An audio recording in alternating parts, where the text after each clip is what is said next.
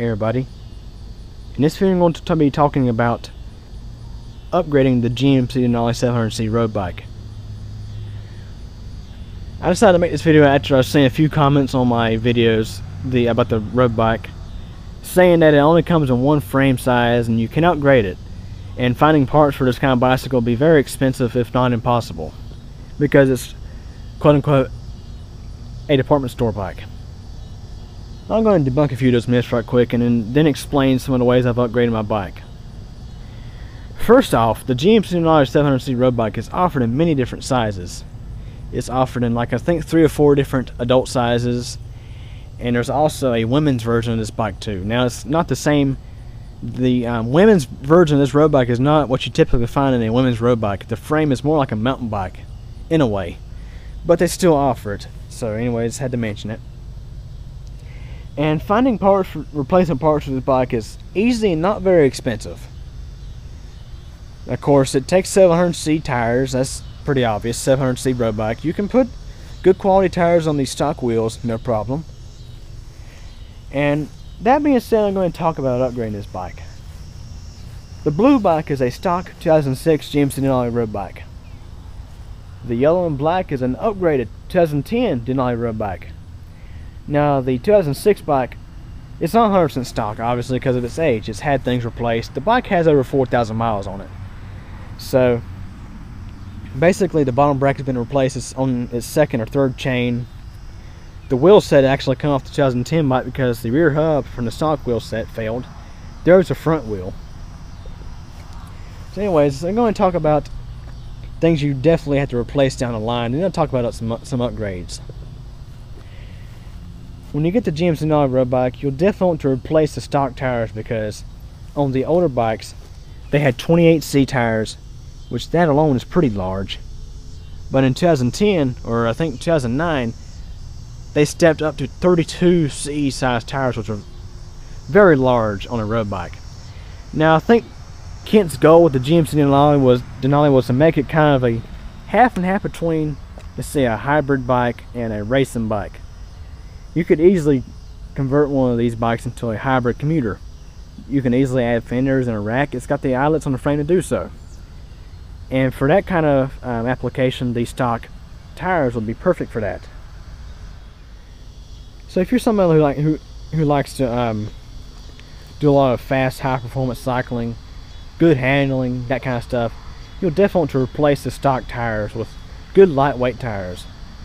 And the thing you must do is replace the stock tube protectors with something like this, like Velox fabric protectors. These do a whole lot better than the stock rubber ones. The ones that come on these wheel sets are very, very thin and aren't designed to hold up to like 80-something PSI or more air pressure in your tires. I mean, on a kid's Huffy they'd be okay, but not on something like this that has high tire pressure. You definitely don't want to have the thin rubber stuff. Go with something like this. I mean, this is like $5 or $6 for two protectors for each wheel. Another one of the big downsides to the Denali road bike is its brakes. The stock brake pads don't seem to get very good friction, and they wear out very fast. These aren't the stock pads. That's another thing that's been replaced over this bike's lifetime. And these are actually, I think, Avenir, if you pronounce the name like that, Sticky Fingers road caliper pads. I think these are like $3 or $5 per pair, so like $10 for the pair for a set. Now, I'm still running the stock calipers on both bikes. Sometimes you definitely want to replace those because these aren't very good quality, but they do the job. You replace the pads, they do better than what they would stock. And after about 2,000 miles of riding, you'll have to replace the bottom bracket. These bikes have a very cheaply made bottom bracket, and is 3 or 4 pieces or so, and everything is exposed when you take everything apart. And over time, the bearings wear out, and you end up having pedals with a whole lot of play in them. And my personal preference, I think you're better off going with a sealed bracket like the Shimano BB-UN55. Now, I don't actually have the specifications for the size that actually goes on this bike, But you can go on my Bike Geek MTDX channel and have a look at my 2010 bottom bracket replacement video, the 2010 GMC Denali road bike bottom bracket replacement video, and you should be able to find the specs there. I actually have them listed somewhere in that video. And replacing the bottom bracket is not terribly hard, but you do have to buy tools, and that's probably one of the downsides of doing bicycle repairs yourself for the first time. It's just like with some vehicles, you have to have special tools. So with bicycle repair, you have to have special tools that fit like these particular bottom brackets. But the good thing is, once you buy those tools, you're pretty much set to go. The replacement bottom bracket for these usually costs about $20 to $30, and they last very long. This bracket has at least 2,000 miles on it, and there's absolutely no play on it whatsoever. No play at all. Excuse the slow shutter because the sun is setting. It's actually getting pretty dark out here. But those are the definite must things you have to replace over time as the bike gets wear and tear on it. And another thing to mention, if you're running the stock wheel set, repack your bearings every 2,000 miles. If you don't, you'll end up in the same kind of situation this bike did with the rear hub. Now I actually did repack the front, but I didn't do the rear. So obviously you saw what happened there. The hub had a little over 4,000 miles on it and it locked up. So you definitely want to repack your hubs with fresh grease, let's say every 2,000 miles with the stock wheel set, because these hubs are not very good quality. And now I'm going to get started mentioning about things you can upgrade on this bike if you're willing to spend money on the bike. Some people opt to actually replace the bike with a brand new one, with a brand new higher end bicycle. But some people like me don't like to spend a whole bunch of money at once and actually like to do repairs and work on their bikes. So I went the upgrade option with the 2010 bike.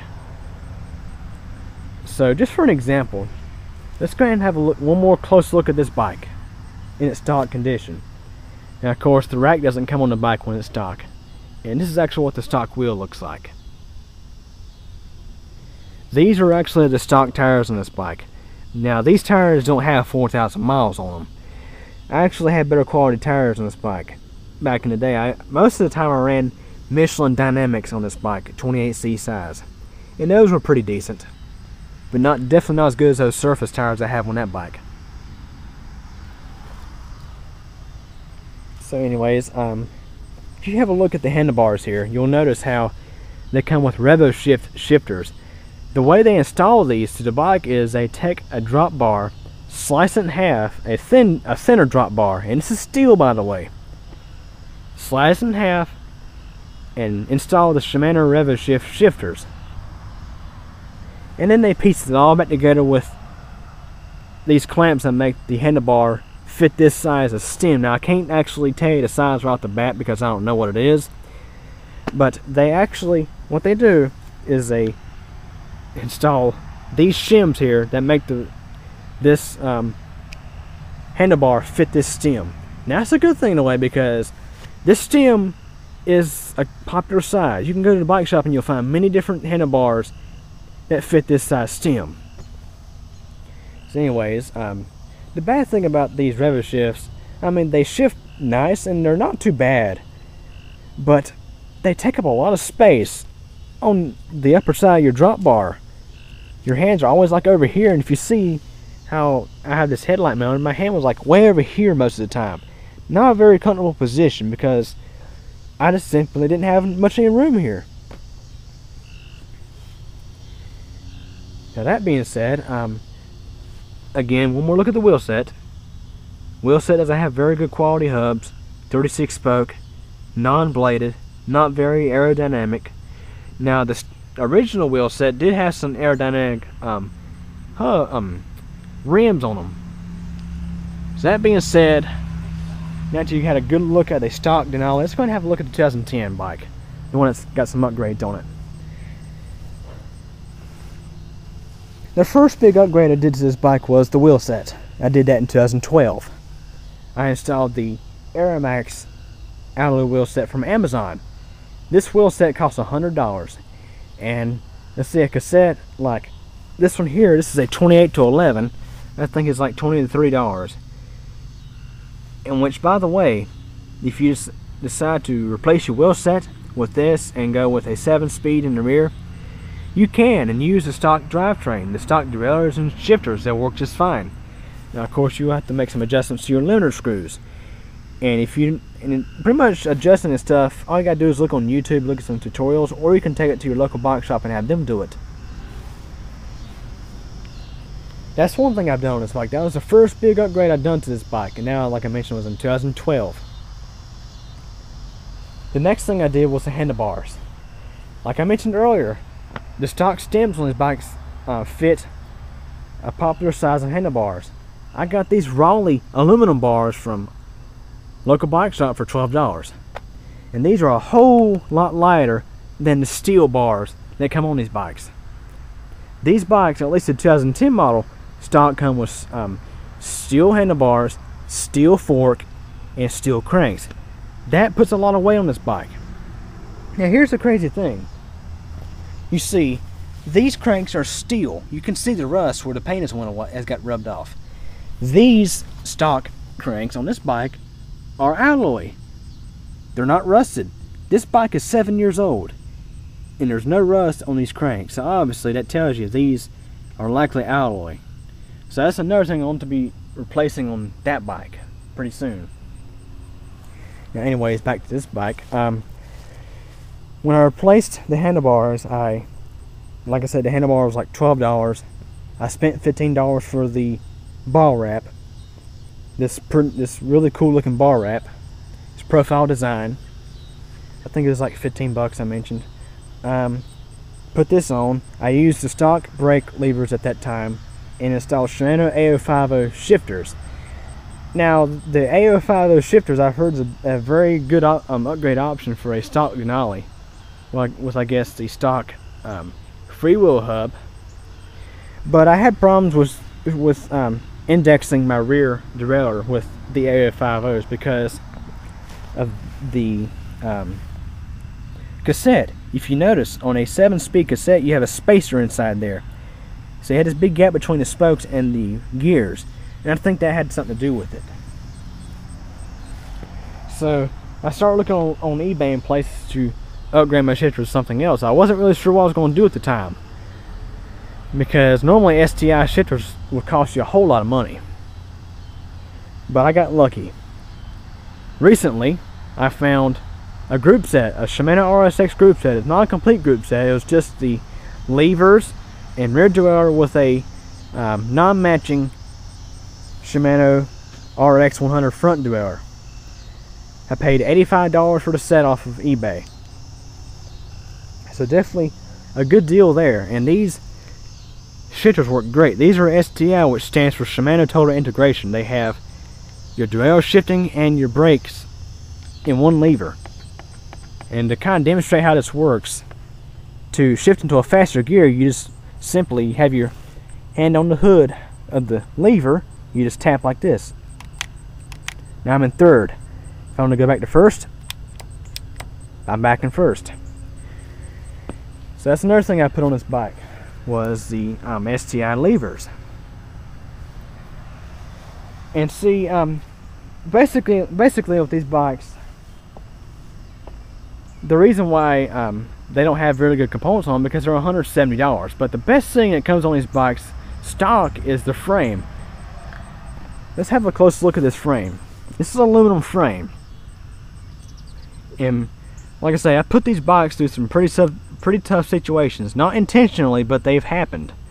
Like that time I hit the manhole on a local road that was just repaved, and they didn't fill in. Well, they filled around. They actually put in concrete around the manhole, but that stuff actually somehow got out of there, and the bike hit the manhole, instantly blew both tires. Wheel set was unharmed, rest of the bike was unharmed. No cracks in the frame, no cracks in the fork, none of that. So the frames on these bikes are very, very well built, and they'll take pretty much a whole lot of upgrades. These bikes come with this style of derailleur hanger, which of course, yeah, there's the derailleur. I went to show you that up close earlier, but that's the Shimano RSX derailleur. Works fantastic. There it is, mounted to the frame. So there's no doubt this bike is very, very upgradable. So anyways, to wrap this up, some people have commented on my videos, say, why don't you just buy a higher end bicycle up front if you're gonna have these kind of, if you just, instead of upgrading a polished turd. That's actually what somebody referenced this bike to, as a polished turd. Put it like this: not everybody can spend $600 on a high-end bicycle up front. Yes, there's financing available, but really, I mean, somebody might actually not be sure if they want to actually get into this kind of sport, and instead of buying a whole other bicycle, you just upgrade the ones you got. Now, I did buy a second Denali road bike, and that's because I didn't want to have two bikes. Just think about it. These are cheap enough to where you can have multiple bikes for, let's say, your brother, your son, your friend, whoever. Y'all can go ride together. But anyways, back to the point here. Just for an example, I don't have $500-600 just to fork out on a bicycle up front. If I want to have a nice high-end bicycle, I have to actually spend a little at a time on it over time. And of course, I enjoy working on bicycles, so this is definitely why I chose this route. Like, for example, the bike originally was $170, and later that year I purchased a set of tires, a Surface Seca. Now, first thing I did with this bike when I got it was I took the tires I had on that bike, the 28C Michelins, and put them on that bike. And when I went to the Surface Secas, and they were $50. So in 2011, I spent $220 on this bike. In 2012, I got the Aeromax alloy wheel set, and I also had to replace the bottom bracket. So the bottom bracket was like $30, and the wheel set was $100, plus let's say $20 or $30 for a cassette to go on the new wheel set, and of course Pressa tubes to go on those to match the wheel set. So we're talking probably $150, $160 for 2012. And for 2013, I have spent, let's see, $85 for the group set, the Shimano RSX group set. Let's see, I think $12 for handlebars, $15 for the bar tape, and I'm going to consider the A050 shifter as a cost for that bike because I'm going to be slapping those on that bike. So far this year I spent $115 on this bike. So instead of spending $700 up front, I'm actually spending little bits at a time and upgrading it myself, which is something I enjoy doing. So that's why I want to make a video about the upgradability of these GMC Denali road bikes. They are very upgradable. So it's something you definitely want to consider if you'd rather go that route. You can buy one of these bicycles from Walmart, ride it for a little while, and then when you get a little extra cash to spend, upgrade it. So anyways, any questions or comments, feel free to ask, and thanks for watching. And now it's getting dark out here.